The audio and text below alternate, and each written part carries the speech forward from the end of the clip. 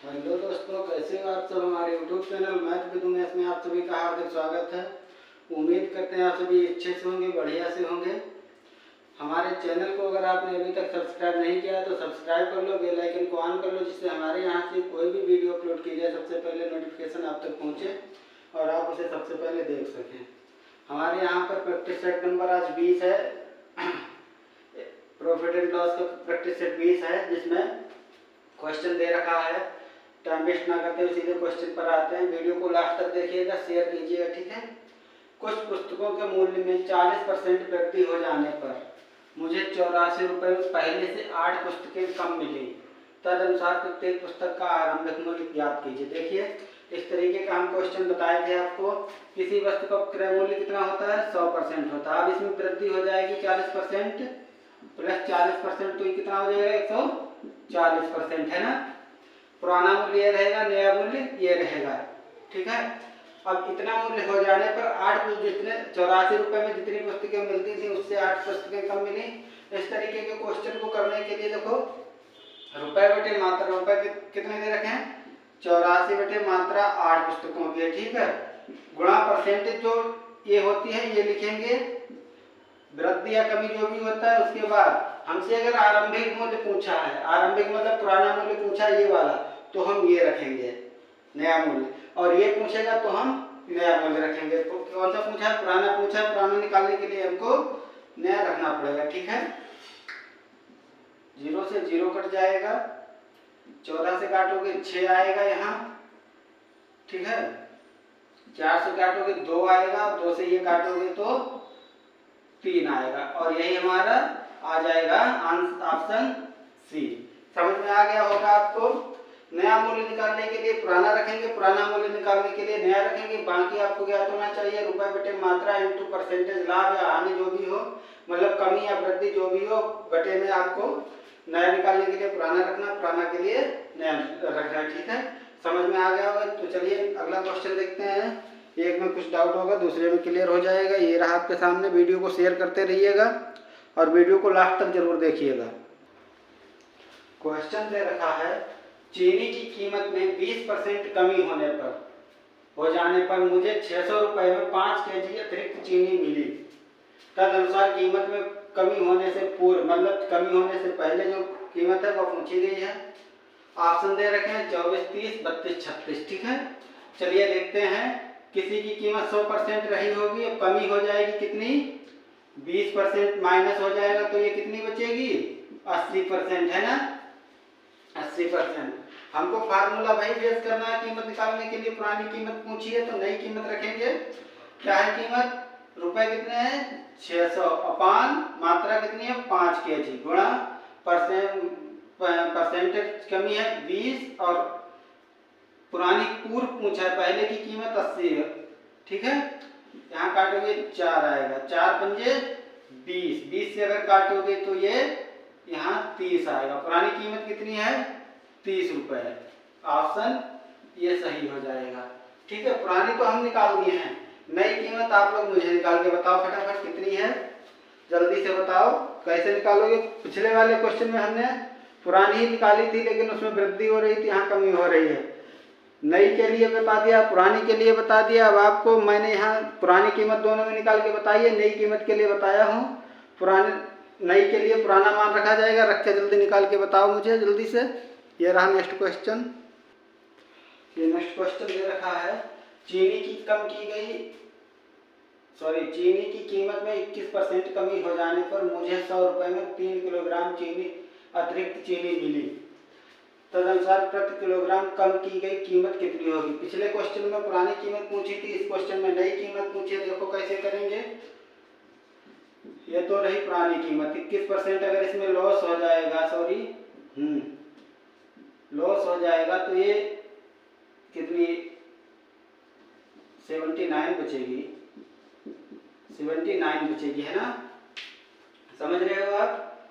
इतने पहले थी, इतनी कम हो गई तो इतनी बची है, मतलब कि पुरानी कीमत यह है, नई कीमत ये है। हमसे पूछा नई कीमत निकालने के लिए, तो पहले रुपए लिखेंगे 100, मात्रा लिखेंगे 3 kg, परसेंटेज में लाभ या हानि कमी या वृद्धि 21 है, और नई कीमत निकालने, ये वाली कीमत निकालने के लिए हमको ये मान रखना पड़ेगा 100 में 100। समझ रहे हो?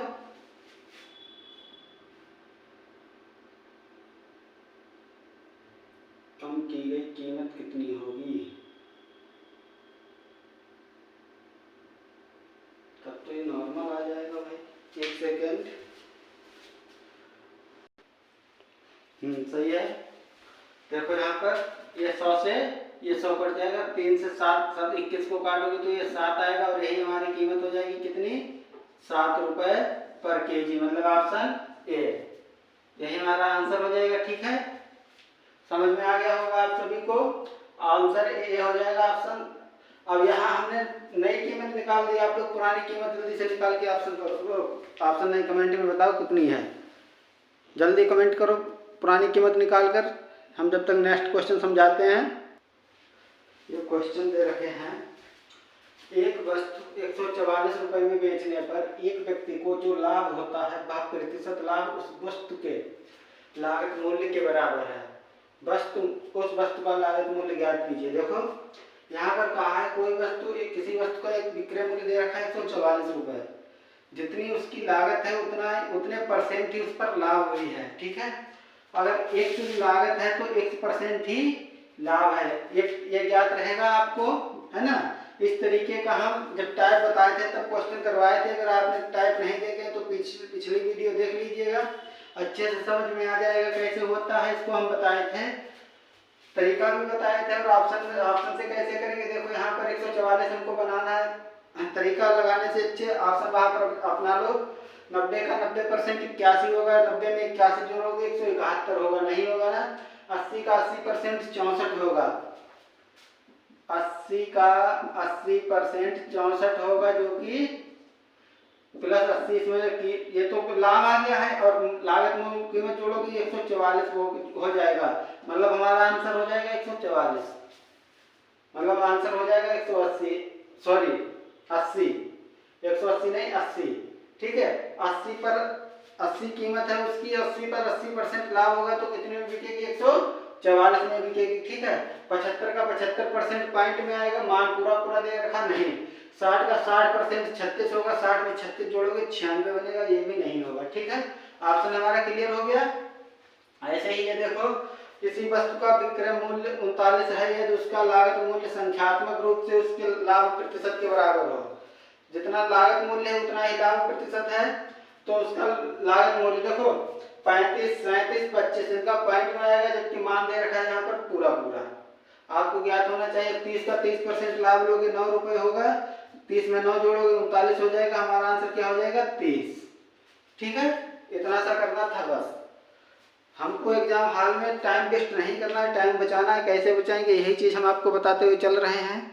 दोनों क्वेश्चन देखो 1 मिनट के कम में हो गए हैं। ऐसे ही क्वेश्चन होते हैं जो हमको टाइम का मार्जिन देते हैं, ऐसे ही क्वेश्चन जो कभी 4-6 क्वेश्चन हर एग्जाम में ऐसे होते हैं जो टाइम को लेते हैं, और उनका टाइम बचाकर ही हम उनको दे पाएंगे, तभी हम एग्जाम क्रैक कर सकेंगे। ठीक है, तो चलिए अगले क्वेश्चन देखते हैं। ये रहे आपके सामने, ये रहा क्वेश्चन दे रखा है, कुमार एक वस्तु 21 रुपए में बेचता है, जिससे कुमार को उतने प्रतिशत हानि होती है जितना वस्तु का क्रय मूल्य है। वस्तु का क्रय मूल्य क्या है? अभी तक लाभ हो रहा था, अब यहाँ पर हानि है। ठीक है, देखो यहाँ पर हानि में हमने आपको बताया है 2 आंसर आएंगे, 2 चीजें, दो आंसर आते हैं, दोनों का योग 100 होता है।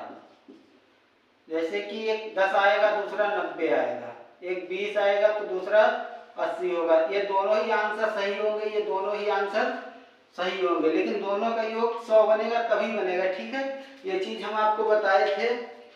देखो यहाँ पर कैसे 10 का 10% होगा, 1 रुपया लॉस हो जाएगा तो 9 बचेगा, है ना। समझ रहे हो, 9 रुपए बचे विक्रय मूल्य। वैसे ही 90 का 90% 81 होगा, 90 से 81 घटा दोगे तब भी 9 रुपए ही विक्रय मूल्य बचेगा। दोनों का देखो हो रहा है, 20 का 20% 4 होगा, मतलब 20 से 4 घटा दोगे 16 क्रय मूल्य। 80 का 80% कितना? 76 होगा, सॉरी 80 का 80% 14 क्या कर रहे हैं हम, तो 64 होगा।